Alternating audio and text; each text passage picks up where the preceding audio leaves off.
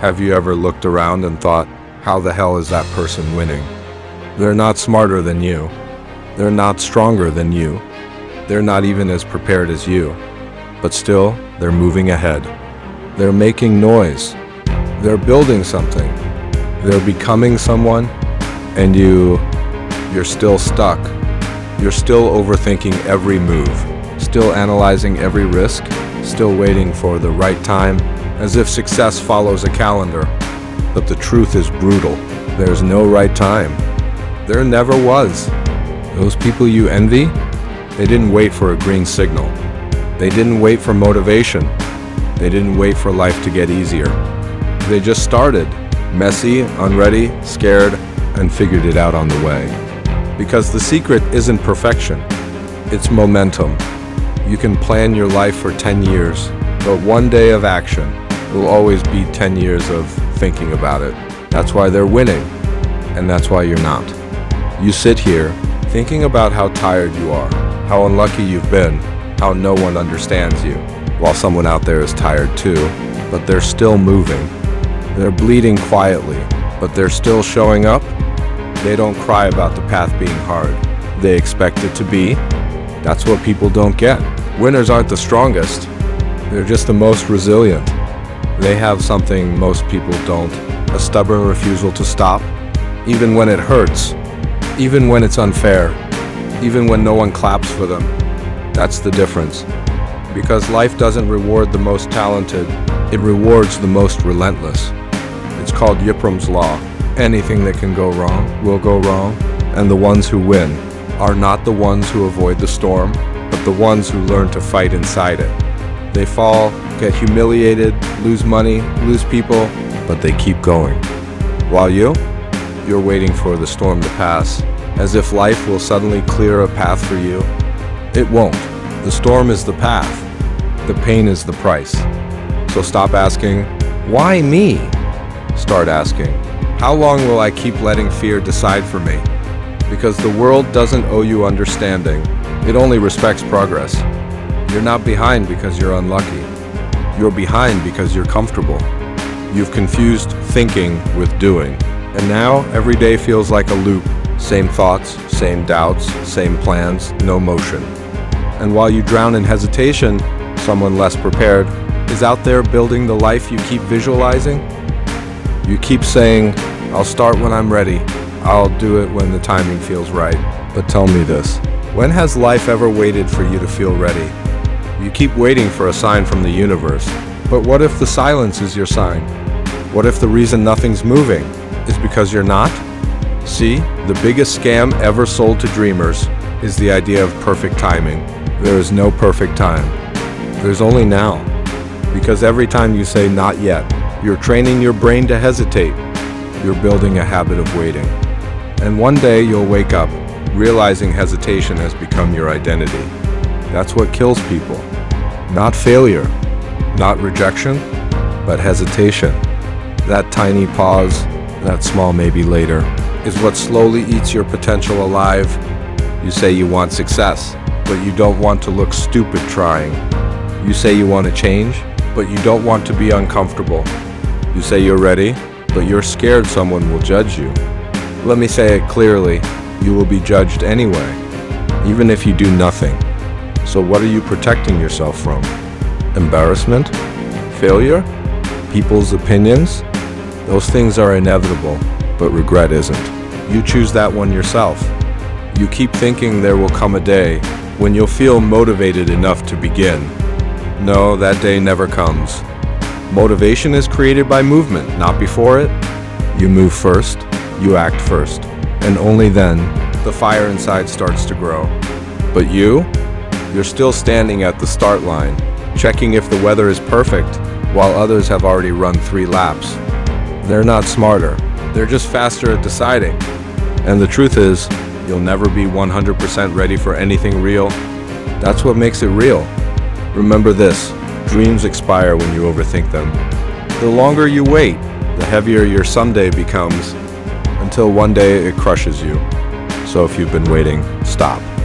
Because the longer you wait to start, the further away your moment gets. And here's the dark part. Someone else out there is already living the life you were supposed to build because they had the guts to begin when they weren't ready. That's how the world works. It doesn't care who deserves it more.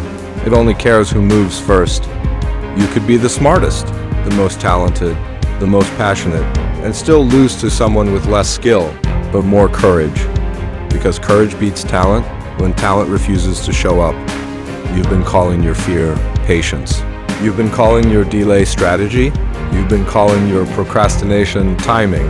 But deep down, you know it's just fear wearing a mask. The truth is, you're not waiting for the right time. You're avoiding the wrong feelings. You're avoiding discomfort, and that's exactly why you're still stuck. You think the people who win are fearless? You think they wake up every day confident, ready, unstoppable? Wrong. They wake up scared too. They doubt themselves. They overthink. They feel the weight of everything, but they move anyway. That's the difference. They don't wait to stop being scared.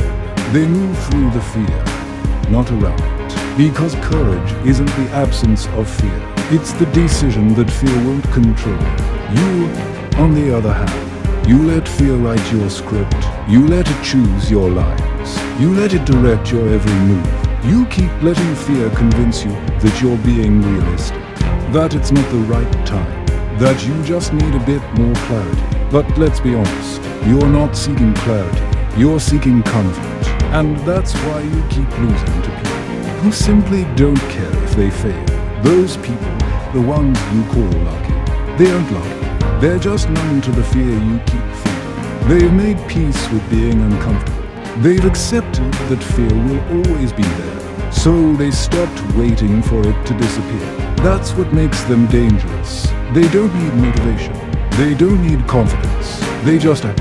And every action builds momentum.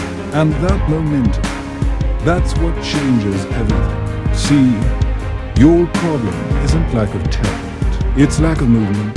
You read, you watch, you plan, but you don't execute. And that's why life keeps recycling your lessons. Because you never apply them, life will keep sending you the same pain. Until you learn to respond differently. You can't outthink fear. You can only outrun it. Pause, low tone, almost whisper. You don't need to feel brave to move. You just need to move before fear finds its voice. Because the second you stop to think, fear starts talking. And once it talks, you listen. And once you listen, you stop. That's how fear wins. Not by being stronger than you, but by being faster. Now imagine this. The version of you who never waits, never asks for permission, never explains, never seeks approval. They already exist inside you, but you buried them under layers of what if. You've suffocated them with maybe later. And every time you choose comfort over courage, you kill that version of yourself a little more. So if you're scared, good. That means you're alive. That means something inside you still wants more. But if you keep ignoring that fear, it turns into paralysis. And one day you'll confuse comfort with peace. But they're not the same thing. Peace is earned, comfort is borrowed. And every time you choose the latter, you pay with your potential. That's the truth no one wants to hear. The people who win are not fearless. They're just tired of being scared. So they decide to move anyway. Let's be honest. Your biggest enemy isn't out there. It's not your circumstances. It's not bad luck. It's not people who doubted you. It's your own mind, your brain. That thing that's supposed to protect you is also the thing that's been holding you prisoner. Your brain is built for survival, not success. It doesn't care if you're happy. It doesn't care if you achieve your dreams. It only cares if you're safe. So every time you try to do something new, something risky, something uncertain, your brain panics. It starts whispering, what if you fail? What if they laugh? What if you lose everything? And you listen. You always listen. That's the trap. Your brain's job is to keep you in your comfort zone. It calls it protection, but it's really control. Every what if, every overthought scenario, every fake emergency is your brain trying to pull you back into safety. Even if that safety is the reason you're miserable. It's like being trapped in a cage that your own hands keep locked. You think you're stuck, but you're actually sitting inside an open prison, built by your fears. Pause, lower tone. Your brain lies to you, and it's damn good at it. It convinces you that rest is self-care, when it's really avoidance. It convinces you that you're not ready, when you've been ready for years. It convinces you that you just need more time, when time is exactly what it's stealing. And the most dangerous part, you believe it because it sounds like you. You can't tell the difference between your voice and your fear anymore. That's why you're tired, isn't it? You keep fighting battles no one can see, overthinking, doubting, rewinding every choice, until the noise in your head becomes louder than life itself. You tell yourself you're thinking it through, but what you're really doing is stalling, because somewhere inside you, you know the truth. Your brain isn't trying to protect you from failure. It's trying to protect you from change. Change is chaos, and your brain hates chaos. So it keeps you stuck where it's predictable, even if that predictability is pain. That's why people stay in jobs they hate. That's why they stay in relationships that drain them. That's why they keep replaying the same patterns. Because pain they know feels safer than peace they don't. Slight pause, whisper tone. Your brain will keep telling you, let's wait until we're ready. Let's wait until it feels safe. But darling, safe never comes. Not in this life. You either choose growth or you choose comfort. You can't have both. And here's the thing. Your brain doesn't stop being your enemy overnight. It's a war, a daily war. Every morning you wake up. You either control your mind, or your mind controls you. And most people, they lose the battle before breakfast. So, when that voice in your head says, not today, not yet, not now, you look it in the eye and say, watch me, because the moment you stop obeying that voice, you take back your power. That's when everything changes. Your brain isn't evil. It's just lazy. It wants the path of least resistance. It wants what's easy, familiar, predictable. But if you teach it how to fight for you instead of against you, it becomes unstoppable. Because that same brain that once talked you out of your dreams Could also talk you into discipline. It can talk you into courage. It can talk you into greatness. You just have to teach it how. Step 1, stop arguing with your fear. You can't negotiate with fear. You can't debate it into silence. You have to act through it. The only language your brain understands is action. So every time fear whispers, don't do it, you do it faster. Because the second you move, the fear loses oxygen. Action starves anxiety. Stillness feeds it. Step 2, train your brain to crave discomfort. Comfort is your drug.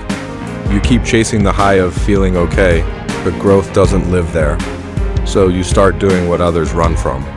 You get addicted to discomfort. You choose the cold shower. You choose the early morning. You choose the extra rep. You choose the hard conversation. Because every time you choose discomfort, you're reprogramming your brain to stop running. Soon, what once scared you becomes your normal, and that's when you become dangerous. Step 3, rewrite the voice. That voice in your head that says, you can't, you're not ready, you'll fail. You rewrite it manually, word by word, moment by moment. Every time your brain says, I can't, you reply, let's see what happens. Every time it says, what if it goes wrong? You answer, what if it goes right? That's how you start controlling it, by interrupting its pattern. You don't wait for positive thinking to appear, you install it. Your brain is programmable. That's not philosophy, that's science. Neuroplasticity, it literally rewires itself based on what you repeat. So if you repeat fear, you build fear. If you repeat strength, you build strength. Your thoughts are not harmless. They are blueprints. And every time you let a negative thought sit in your mind unchallenged, you give it permission to grow roots. Step 4, become the observer, not the prisoner. You are not your thoughts. You are the one watching them. Once you realize that, you stop being a victim of your mind and become its master. When your brain throws a storm of negativity, don't fight it, just watch it pass. Because thoughts are like waves. They only drown you if you try to fight them. Breathe, watch, let them pass. Then move. You have no idea how powerful you become. When you realize your mind is just a tool, not your identity, you are the programmer. You are the architect. You are the one giving the commands. So stop living like you're the software. Be the system. Step 5, feed it right. You can't expect to win with a weapon you keep poisoning. The music you listen to, the content you watch, the people you talk to, they all rewire your brain daily. You're either feeding your focus or feeding your fear. If you keep surrounding yourself with noise, don't be surprised when your thoughts scream louder than your goals. So cut the junk. Starve distractions. Feed discipline, because whatever you feed your mind grows. That's how you turn your enemy into your ally. That's how you make your brain your weapon. Not by wishing for silence, but by commanding your mind to serve your mission. You'll still feel fear. You'll still doubt. But now, your brain will know its place. It's not the driver anymore. You are. You've been fighting your whole life, haven't you? Not the world. Not people. Yourself. Every single day, it's you versus your own thoughts. You versus your doubts. You versus that voice that tells you you're not enough.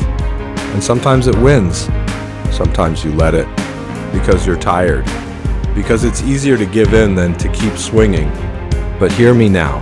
That voice in your head doesn't get to write your ending. Not anymore. You've spent years existing instead of living.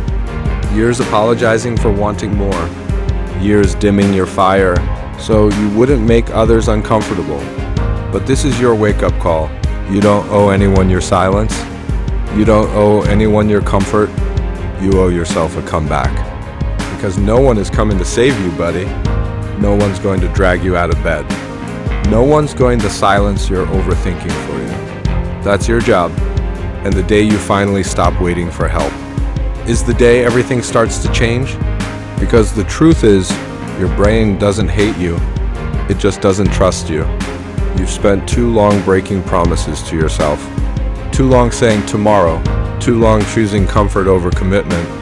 But that ends now. You win back your brain's loyalty by showing up every single damn day, whether you feel like it or not. Discipline builds trust.